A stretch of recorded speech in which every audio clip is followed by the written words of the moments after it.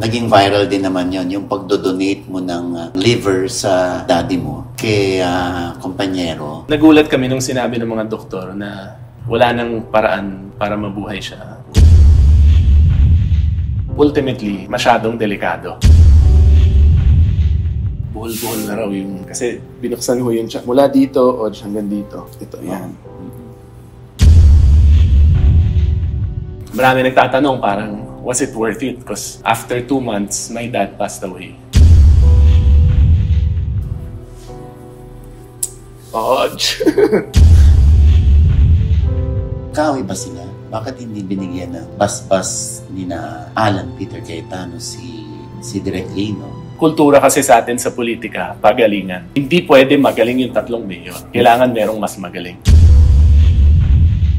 Hindi ko alam yung intention nila for not supporting me.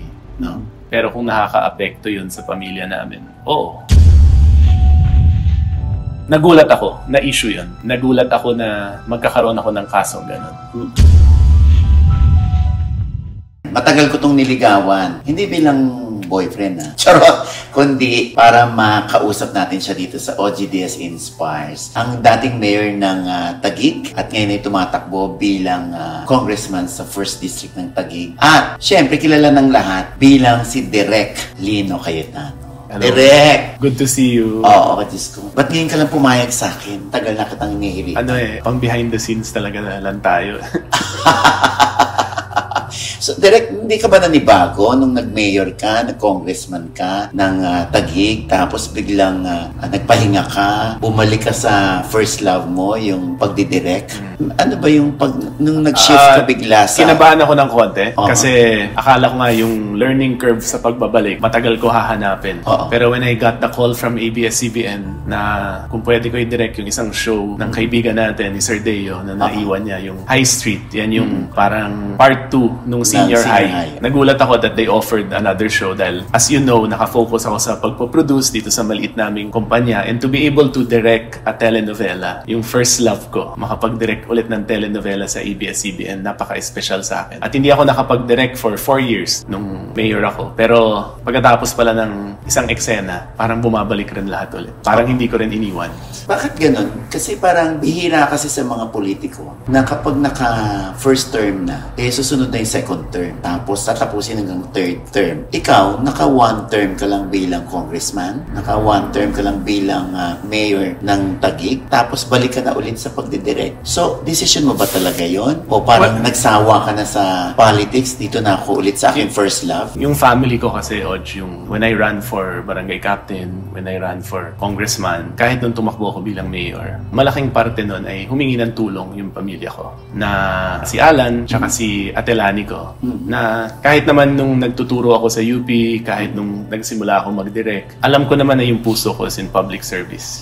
Gusto ko gumawa ng mga pelikula, mga telenovela na tungkol sa buhay ng tao, pinag-uusapan yung mga problema natin, mga solusyon. So, ever since naman, yan yung hilig ko. Pero nakita ko yung sarili ko na dito sa entertainment, dito sa showbiz, dito sa paggagawa ng mga telenovela, ko mapapakita yung galing ko. Hindi sa politika. But when my family asked me to help, kasi noong 2010, kailangan nila ng tulong, tsaka noong 2013, pumayag ako. And sa totoo naman, I enjoy public service. When my dad passed away in 2003, parang tanggap ko na naman noon pa na my life will be in public service. Akala ko yung public service ko ay in ABS-CBN, in the service of the Filipino people. Parang sinasapuso ko yun But hindi ko na-imagine na it will be in public service. Pero alam ko, nung mga last days, months of my dad when he was alive, grabe yung pag-share niya sa amin about public service and living to be able to help the Filipino people. So anyway, yung 2 takbong yun, Odge, because my family asked me, yung 3. But when I became mayor of Taguig, dun tumama yung pandemic. So it was, sabi nila, the most difficult time to be a mayor. But I think dun ko rin nakita yung opportunity for public servants na hindi mahilig sa politika to be able to help each other and to do talagang extraordinary good kung nagtutulungan sila. So actually, yung term ko as mayor, I wanted to continue it. Pero at that time, kinausap rin ako ng brother ko na gusto bumalik ni Mayor Lani. So I stepped aside. Kasi ako naman, pakiramdam ko, if I go back to showbiz, kahit papano, may maambag pa rin ako. Oo. So yung mga ginagawa ko, mga pelikula, yung mga pinoproduce namin, tungkol rin sa buhay ng mga Pilipino, tungkol sa mga problema, tungkol sa mga solusyon. So I stepped aside for Mayor Lani. Ako naman sa akin, kung nag-iwan ka naman ng magandang reputasyon sa industriya ng showbiz, anytime pwede kang makabalik. Lalo na ikaw, ganda rin naman ang iniwan mong marka sa showbiz. Kaya ang bilis mo makabalik din. Ano? Pero nabanggit mo yung sa tatay mo dahil naging viral din naman yon yung pagdodonate mo ng liver sa daddy mo kay kumpanyero. Yung iba, iniisip nila na ba't nag-donate pa si Lino sa tatay niya ng liver niya? Alam naman niya may hangganan pa rin naman yung buhay ng dad mo. So, paano nangyari na nag-donate ka ng una-una liver? yung buhay naming pamilya, magkakapatid, really revolves around my dad. Ang laking parte ng buhay namin, yung daddy ko. What he did as a lawyer, what he did as a public servant. Growing up, alam naming pamilya na napakahalaga nung ginagawa ng daddy ko. And we wanted to support him however which way we could. So nung nagkasakit yung dad ko, senador siya noon. Nagulat kami nung sinabi ng mga doktor na wala nang paraan para mabuhay siya. Kung hindi, itong new procedure called a liver transplant. And we could do a live liver transplant. So nung panahon na yon, napakapambihira pa yung transplant sa atay. Lalong-lalong pambihira yung galing sa isang buhay na tao. Kasi yung kidney natin, dalawa. Pero yung liver, isa lang. So yung atay mo, hahatiin yon 2/3. Tapos bubuksan yung pagbibigyan, ililipat doon. Isasara, and then 2 months daw yon bago mag-heal. Mag-heal at the same time babalik yung yung nawala. Tinanggal. So, nung time na yon, I was 25 years old. And wala, inisip ko lang, buong buhay ko, binigay ng lahat sa akin yung ng daddy ko. Pinag-aaral ako sa UP, pinag-aaral ako sa Amerika pagkatapos. And I believe na marami pang may ambag sa mundo yung dad ko. So, I wanted to extend his life. Ganun kasimple, hindi walang malalim masyado na but parang gusto ko mabuhay tatay ko. Ganun kasimple. Paano nangyari yun? Na nagkapag-decide ka agad na ako na, nagkaroon ba ng ibang choice? Yung brother ko si Ren, siya yung unang nag-volunteer. So, yung brother ko sumailalim sa mga tests. Pero sabi ng doktor, ultimately, masyadong delikado. Kasi sa Amerika, maingat sila. Kung delikado, kung malalagay sa panganib yung buhay mo, hindi nila gagawin. And dahil pambihira nga, bagong klaseng operasyon ito, dahil buhay yung magbibigay, hindi nila pinayagan yung kapatid ko. Nagkataon, nung binalita yun sa daddy ko, ako yung nagbabantay sa daddy ko. So, hinabol ko yung doktor. Hindi na ako nakapag-isip. Lumabas yung doktor, hinabol ko, alalang-alala ko sa hallway, sabi ko, Doc, I want to donate my liver. Sabi niya, are you sure? Sabi ko, yes. Sabi niya, okay, I'll have someone talk to you. So within 3 days, lahat ng test ginawa ko. Pero nung kinausap ko yung family ko, ang naging usapan namin, hindi namin sasabihin sa daddy ko. Kasi hindi siya papayag. Kasi yung kapatid ko nga na isa, na gustong mag-donate, hindi pinayagan ng mga doktor kasi mapanganib daw. So ako naman, yung bunso, siguro hindi nila ma-imagine na malagay rin sa alangan yung buhay ko. So we didn't tell him. Nung test ako at lahat. Ang bilis. Within 3 to 5 days yata, sabi pwede na ako mag-donate. And then kinausap ako ng mga doktor, ang sabi, stricto sila doon. So sabi, kung napipilitan daw ako, pwede silang gumawa ng rason para kunyari may medical reason, hindi ako napayagan. Kasi ayaw nilang mapilitan ako ng pamilya. So sabi ko, hindi. Buong puso ko to ginagawa. Sinabi sa akin na posibleng may mangyari sa akin, posibleng hindi na ako gumising, posible na pagkatapos ng lahat, mamatay rin yung tatay ko, masayang lahat. So, okay, lahat yon parang sumugal ka. Sumugal ako. In fact, yung pinakamahirap lang doon, yung huling minuto bago kami buksan, yung mga kapatid ko, tsaka yung mami ko, lahat pumunta sa daddy ko. Hindi ako makapunta kasi nakahiga na rin ako. So siya, binuksan yung buong tiyan niya, ako binuksan yung kalahati. 44 na stapler sa tiyan ko. Hinanap ako ng daddy ko. Sabi niya, ba't wala si Lino? Kasi hindi sinabi sa kanya kung sino magdo-donate. Ang sabi lang, nakahanap kami na willing mag-volunteer. Sabi ng daddy ko, nasan si Lino? Sabi nila, may sakit, may sipon, ayaw payagan. Hindi niya alam, nasa tabing kwarto lang ako. Hinahanda na rin. So yung operation ko was, I think around 9 hours. Kahiga ako, binuksan yung tiyan ko. Hiniwa yung atay ko. Nilipat sa daddy ko. Yun, then I spent time in the ICU. After 3 days, dun pa lang namin sinabi sa daddy ko na ako yung nagbigay. Alam ng buong ospital na may isang anak na nagbigay ng atay sa ama na hindi alam ng ama. So, nung babatiin ko na, yung mga nurses, yung mga doktor ng ospital, lahat nanood sa amin.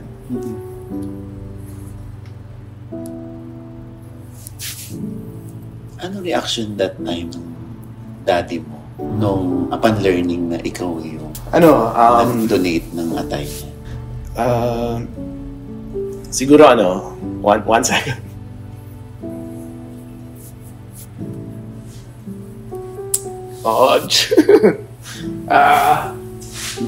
Trip.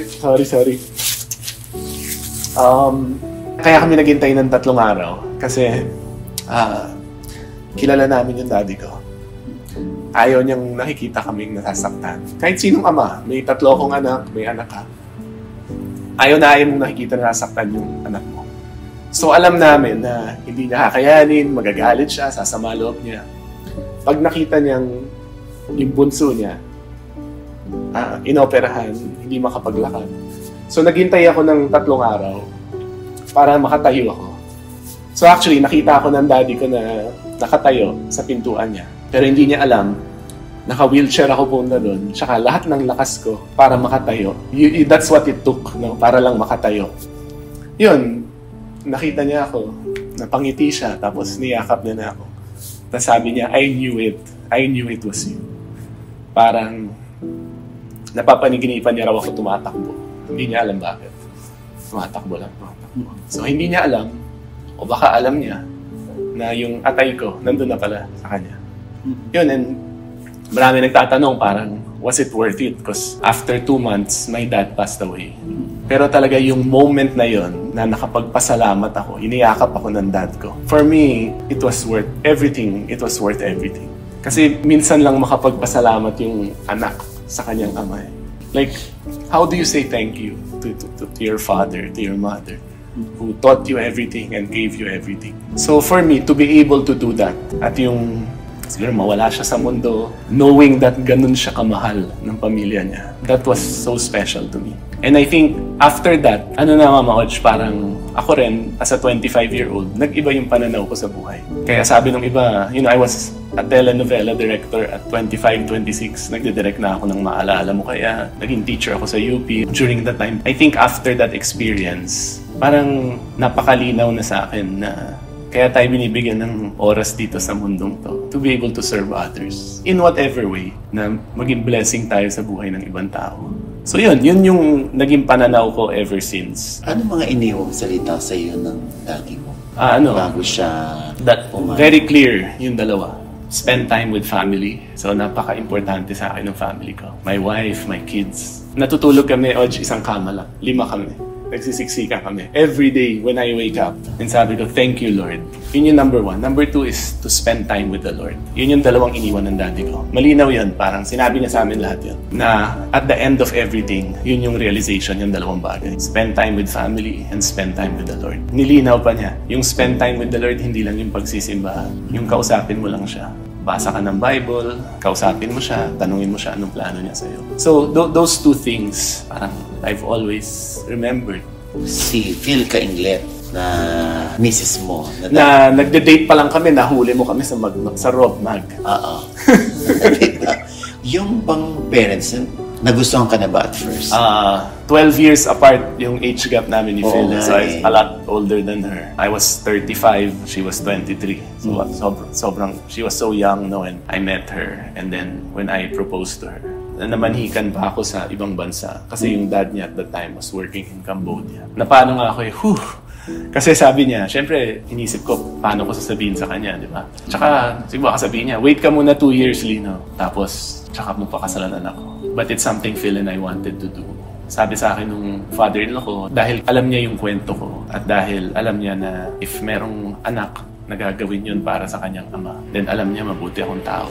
So, mabibilin niya yung anak niya sa akin. So, I go, thank you, Lord. So, isa pang rason kung bakit ako nagpapasalamat that happened. Yung transplant. Kahit paano, merong nakaalam ng kwento. And up to now, may mga tatay na yumayakap sa akin, mga nanay na sinasabi nila sa akin na kinakwento nila sa anak nila yun. Na yung anak pwede rin gawin para sa amin. Kasi sanay tayo, nagasakripisyo lagi ang magulang. Para sa anak. Ito ako, I feel so blessed na I have a story like that, na tayong mga anak, may paraan din. Hindi lang tayo nabibless lahat o nabibigyan ng opportunity. But tayong mga anak, once we're given that opportunity to be able to say thank you, then we have to grab it. And feeling ko naging blessed ako, Oj. Sa totoo lang, hindi ako masyado mahilig sa mga bagay na material. Pero pangarap ko maging isang direktor, pangarap ko magkaroon ng telenovela. At a certain point, pangarap ko to be successful in public service. Naging congressman ako, naging mayor ako. Hindi ko alam kung bakit during the pandemic ako naging mayor. Some would say nga, the most difficult time. Pero I felt na I was blessed, na I was prepared. So, tingin ko naging blessing sa buhay ko yung nangyari sa akin when I was 25 years old. Nag-iba yung perspektibo ko. So, syempre, di ba iisipin nun, direct na tiningasan yung kanyang patay. So, kumusta na siya ngayon? Wala ba siyang nararamdaman? Okay pa siya? Yeah. Health-wise, wala naman. Pero syempre, sobrang ingat ko. Sabi nga ng doktor, buhol-buhol na raw yung... Kasi binuksan ko yun siya. Mula dito o hanggang dito. Ito, yan. Dito. So, binutasan. Napakahaba. Mula dito hanggang dito. Tapos, binutasan rin yung leeg ko. Kasing laki nung straw ng milk tea. Meron ako dito. Kasi doon ako nilalagyan ng gamot o ano man. Nagpapagaling ako. Tapos dito, for the first 10 years, may annual check-up ako. Lahat ng mga levels ng liver ko, chine-check nila through blood test. Nag-CT scan ako. For 10 years yun. Kasi ang totoo nun, sinabi sa akin, sobrang bago yung surgery. Hindi pa nila alam ano mangyayari sa future. So, part yun ng risk nung inoperahan ako na hindi nila alam lahat kasi napakabago pa nung transplant. So, thank God, I'm okay. Ako, inisip ko na lang ngayon is, I'm blessed with years so that I can be with my kids. Pero ang totoo, Oj, and naging blessing naman yun nung pandemic. Parang ako, everyday is a blessing. Nung napagdaanan ko yun with my dad, parang everyday that we're alive is a blessing. And I mean that with all my heart. Parang nung pandemic, may mga panahon na hindi ako umuwi sa amin kasi nung wala pa yung bakuna, kailangan ko umikot sa mga ospital, kailangan kong ayusin, palawakin yung mga hospital beds namin, kailangan ko alagaan yung mga may sakit. May oras talaga nagbilin na ako sa asawa ko. Pero ang tingin ko pa rin noong time yun, it's a blessing. It was a blessing to serve. Parang to be able to serve is such a privilege and such a blessing. So nung pandemya, hindi naman nagpahuli ang Taguig that time sa pagresponde sa mga cases. Ang Taguig, I think, yung extraordinary response ng Taguig na na-cite naman kami ng DOH, DILG, ng ating Pangulo, ng private sector as best practice yung City of Taguig. A lot of it, I think talaga is tinanggal namin yung politika. Grabe yung pakikipagtulungan namin sa Taguig. Talagang Taguig became a family. Talagang naging pamilya mula sa pagbaba ng ayuda, pag-share ng mga blessings na magkakapitbahay. We had the best doctors, the best volunteers. Pag may tanong ako, nagtatanong ako sa ibang mayor, nag-share kami ng information, Mayor Isko, Mayor Joy, Mayor Vico, kahit kapitbahay ko, si Mayor Abby Binay. It was such a blessing. And siguro yun yung mindset ng isang hindi politiko. Kasi iniisip lang namin nun solusyon. Again, sa akin napakalaking pribilehiyo na nakapag-serve ako during the pandemic. And Taguig had one of the lowest death rates sa buong mundo. Yung pinaka-konting namatay dahil sa COVID, yung City of Taguig. Dahil naging alerto rin ang Office of the Mayor dyan. Oo, but also because talagang I worked with the best people, Oj. The best people. Alam mo yan sa showbiz, kahit kano kagaling ng artista, bakit hindi maganda yung pelikula? Ang galing ng direktor, hindi magaling yung pelikula. Dito in showbiz, I learned na hindi sapat na magaling yung artista. Kailangan may magaling na director. Kailangan may magaling na cinematographer. Kailangan may magaling na scriptwriter. Talagang working together is really a blessing that I learned here in showbiz and entertainment. Na-try kong i-adapt when I was working in government. Ang kultura kasi sa atin sa politika, pagalingan. Hindi pwede magaling yung 3 mayor. Kailangan merong mas magaling. Sa amin, hindi ganun. We tried hard to work together and to learn from each other. Ganun din sa City Hall. Okay lang sa akin na yung bida, yung doktor. Okay lang sa akin na yung bida, yung vice mayor ko, yung konsehal. But yung objective namin was to be able to work together and to serve Taguig City. Saan nagagaling direct yung ngayon pa lang tinitira ka na? Kasi may issue lumabas na pino-contest or pinapa-disqualify ka because District 2 ka naman talaga, hindi ka naman District 1. So, ako mismo tataka. Si Alan Peter, si Lani Cayetano, nung Pareho silang nag-congressman. Magkaiba yung kanilang distrito. Ako, So, paano naging issue yun? Kung saan ka ba may bahay? Saan ka ba nakatira talaga? Sa akin- District 2 ka dati. yeah. Ngayon, District 1 ang tinatakbo. Unang-una, I was mayor of Taguig City. Entire Taguig. Hindi District 1, hindi District 2. Pangalawa, yung pamilya ho namin galing sa unang distrito. Doon ako tumatakbo ngayon. The first district of Taguig is Taguig and Pateros. So yung ama ko nagsimula sa public service dito sa Pateros. My dad was assemblyman of Taguig, Pateros, and Muntinlupa. Alam ng matatanda sa Taguig at sa Pateros yan. Ang pamilyang Cayetano, taga Bagumbayan, sa District 1. Una akong bumoto as a 20-year-old was in District 1. Siguro mga 3, 4, 5 election na sa District 1. I moved to District 2 sometime 2010. And then ngayon po, bumalik ako sa District 1. And ano naman yun? Taguig tuloy. Legal ho lahat yun. Sabi mo nga, ang pinakamagandang halimbawa dyan, na kinasuhan pero ibinasura ng COMELEC, ang sabi, legal to, ay nung si Alan at si Lani lumipat sa District 2. Pareho silang tumakbong Congress. So, Mayor Lani and Kuya Alan, nasa dalawang magkaibang distrito. And si Lani lumipat sa District 2. So, nangyayari ho yan. Kaya nga ho, nasa proseso ng COMELEC na may period of transfer. Kung saan sabihin natin, Oj, ikaw nasa Quezon City ka, pero sabihin natin may bahay ka sa Caloocan at gusto mo doon bumoto sa Caloocan, pwede kang lumipat. Kaya nga ho merong pag-transfer ng registration. So ako, nagulat ako na issue yun. Nagulat ako na magkakaroon ako ng kasong ganun. But we are confident, yung legal team ko, yung mga abogado ko, we're all confident because all around the country, marami tayong mga kababayan na sa Maynila na bumoboto pa rin ngayon sa probinsya. Kasi temporary yung tahanan nila sa Maynila. Correct. Ganoon din ho kami, umuupa kami sa BGC. Pero ang tahanan ko ho ay nasa unang distrito. And nagulat ako na ginawa siyang malaking issue. Kaya nga ho sinasabi ko, kung sino man ang may gawa nun, sana makapag-focus tayo sa mas importanteng mga issue. Yung problema ng Taguig at Pateros na kailangan ang mga politiko, ang mga public servant, tagahanap ng solusyon. So, since naging magiting ka namang mayor ng Taguig sa dami ng mga nakakausap, bakit hindi yun ang tinakbo? Bakit first district congressman? Nung hindi ako tumakbo, nung sinabi ni Kuya Alan na gustong bumalik ni Mayor Lani at mag-serve bilang mayor, nagbigay daan ako. So that was my choice. Pero sinabi ko a year later sa kuya ko na I want to return as mayor. I want to continue to serve. And then a few weeks before filing, sinabi ko ulit sa sister ko na napag-usapan niyo na ba, will Mayor Lani give way if I run for mayor? Ang totoo nun, Mamoj, ayaw nilang pag-usapan. Ang basa ko is, if I run for mayor, lalabanan nila ako. And ayokong maglaban yung pamilya.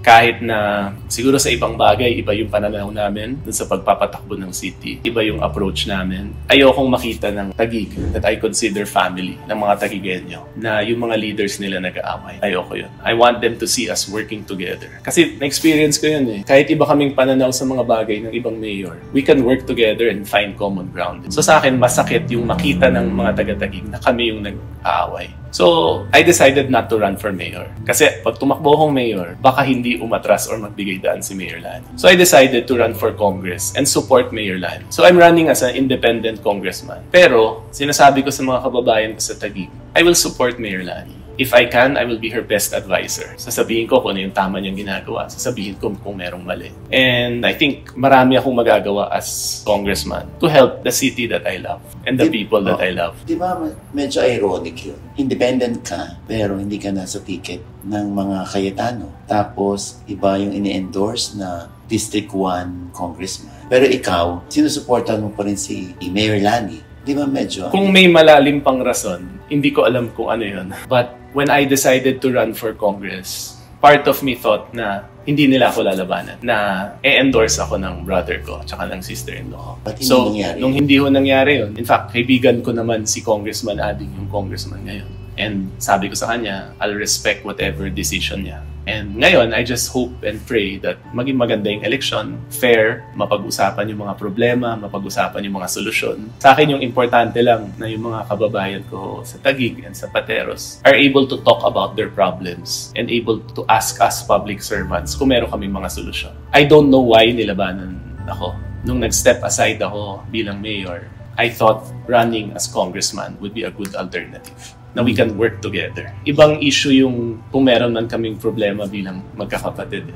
Pero I really feel like we can work closely together. as a congressman, as a mayor, makikilabang yung lungsod ng Taguig. So, syempre yung mga tao iisipin na, kaaway ba sila? Bakit hindi binigyan ng bas-bas ni na Alan Peter Cayetano si Direk Lino? Tingin ko, pagdating sa approach sa management ng city, baka meron. Hindi ko alam paano eksakto sagutin yung tanong mo, Oj, no? Kasi I respect their leadership style.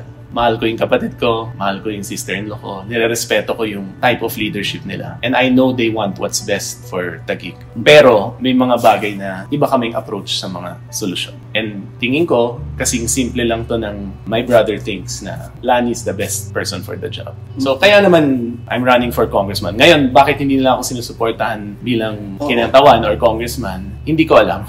Kasi they've seen me lead as mayor. They've seen me serve as mayor. And sa totoo lang, when I stepped aside, hiningi nila yung 5-year plan ko. And may mga commitments to continue the reforms that I made. Kasi sinabi ko na first 3 months ko pa lang in Taguig in 2019. Sabi ko napakadami pa nating kailangan solusyonan. There's no perfect city. Kahit kano kagaling yung mayor. Ang daming problema. Ang daming kababayan natin walang trabaho. Ang daming may sakit na hindi nakakapagpagamot. Ang daming natin problema na kailangan hanapan ng solusyon. And when I was mayor, I felt like I was laying the groundwork for long-term solutions. Na hindi kailangan Cayetano. Hindi importante sa akin na Cayetano yung mayor. Anyone. Pero ang importante, maayos natin yung mga institusyon.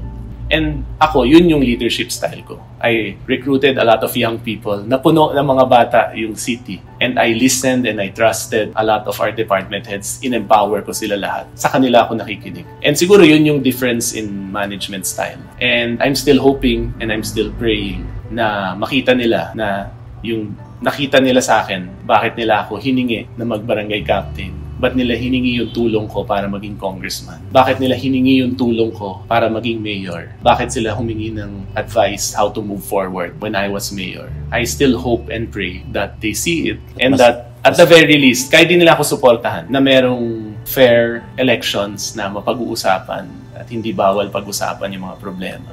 At yung mga kababayan ko sa Taguig at sa Pateros, malayang makakapili kung sinong gusto nilang makakatulong sa Taguig at sa Pateros.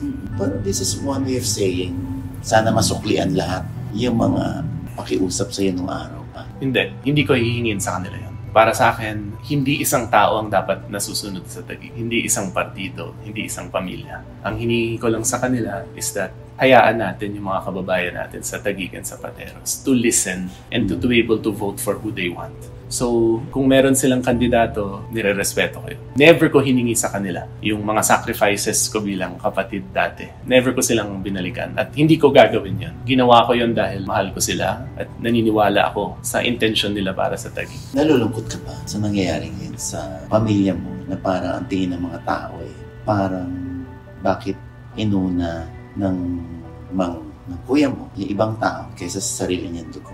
I take so much pride in my family. Yung naniniwala ako sa pagmamahal ng pamilya ko sa bayan ko. No? I take so much pride in the service that our family throughout the years have given the Filipino. And hindi ko alam yung intention nila for not supporting me. No? Pero kung nakaka-apekto yun sa pamilya namin, oo. Pero hindi ko alam Ako, kung makikita ko yung kapatid ko, yakapin ko. In fact, tatanungin ko anong problema. So nag-usap na ba kayo? Nag-usap kami once, siguro mga a year and a half ago. So hindi na kayo nag-uusap? Hindi na. Nung birthday niya, nati ko, hindi siya sumagot. Nag-send ako ng video para makita niya naman ako. Tapos nag-message ako. There are things na... Sumagot? Hindi. Pero there are things na we don't agree on ni Kuya. May mga bagay na hindi namin pinagkakasunduan. Sabi ko nga, but para sa akin, kahit may mga bagay na hindi namin pinagkakasunduan in how to manage the city, in how to run the city, yung mga paniniwala namin sa politika, ABS shutdown, yung mga ibang bagay na hindi namin pinaniniwalaan. Pero sa akin, dapat ihiwalay yun sa pagiging magkapatid. Pag hindi kita sinuportahan sa politika, hindi na tayo magkapatid. So ako, tingin ko dapat magkapatid pa rin tayo. Politics should have nothing to do with family. Kung gusto niya at naniniwala siya na mas mabuting mayor yung asawa niya at mas magaling na congressman, yung kaibigan namin, si Congressman Ading, nire-respeto ko yun. Mahal ko pa rin siya. Pero sana makita rin nila na dapat hiwalay yung politika sa pamilya. Feeling mo na ihiwalay yung politika sa pamilya? Baka nagpagsama. Kasi yung tampo nila sa akin siguro may kinalaman sa politika. Baka. Again, because iba rin kaming management style. So hindi naman tipong pagre-rebelde itong pagtakbo mo Tingin ko hindi. Tingin ko, para patunayan kay Senator Alan Peter na magkaiba tayo? tingin ko hindi naman. In fact, sana makita nila that serving the people of Taguig and Pateros is the closest thing I can do to honoring my family. Yun yung iniwan sa amin ng daddy ko. A life of service. And Si Senator Pia Cayetano, nasaan dito? I think for now, no, mahirap to speak for them. But right now, the family that is backing me is my wife and my kids. Nasaan dito yung mami mo sa sitwasyon? Kakapatid? Yung mom ko sa part ko, alam niya lahat ng nangyayari. Saka, dinerecho ko siya. Sabi ko, one of the biggest reasons that I'm not running for mayor is because ayoko masaktan yung mom ko. Hinayunan ka naman ng mami mo. Sige, congressman na lang. Oo, ano naman yun, we had a private hindi naman nakikialam sa politika yung mom ko. Kahit naman yung pagtakbo, hindi niya ako pipigilan. Kahit anong posisyon. She knows my intentions are pure. She knows that I love showbiz. Pero she knows na there's really a life in public service na humihila sa akin that I also enjoy and want to pursue. I told her na tatakbo akong congressman. And I told her na sana suportahan ako ng kapatid ko. How you wish buhay si daddy mo sa ganitong panahon? Every day, I wish or I pray na buhay pa yung dad ko. Kasi yung dad ko stricto eh. He was a disciplinarian. Gusto niya lagi, we do the right thing. Tsaka yun, pag nagpapalusot kami, kung marami kaming mga alibay, kitang-kita niya eh. So, I wish my dad was alive to be able to remind us of what's right. Lahat ng nakikilala ko, kalaban o kakampi ng daddy ko sa politika, says the same things about my dad. Napakagaling na abogado, napakadaling kausap, tsaka he always stood with what's right. Marami ring nakaaway yung dad ko, pero kahit yung mga nakaaway niya sa politika, mahal siya, nire-respeto siya. Ako, that's all I aspire to be. At the end of the day, magkalaban kayo sa politika, pero kung ang intention nyo pareho ay tunay na makapagsilbi sa kapwa, bakit kayo magiging magkaaway pagkatapos ng eleksyon? Kahit na ba wala ang daddy mo, susumbong ka sa kanya? Kahit hindi conscious o hindi intentional. Pero sa maraming pagkakataon, I find myself just talking to him. For me, running, being able to serve Taguig and Pateros is honoring my father. And alam ko nakangiti siya, no, when I choose the life of service. At sa tuwing nababanggit yung daddy mo, naiiyak ka. Anong naaalala mo? Siguro to be honest, minsan iniisip ko, yung dad ko gusto niya laging dapat tama yung direction mo bilang individual, tama yung direction ng pamilya, tama yung direction at yung intention mo sa public service. So I miss him because alam ko kung buhay siya, meron ako kakampi. And I know that I'm running for the right reasons.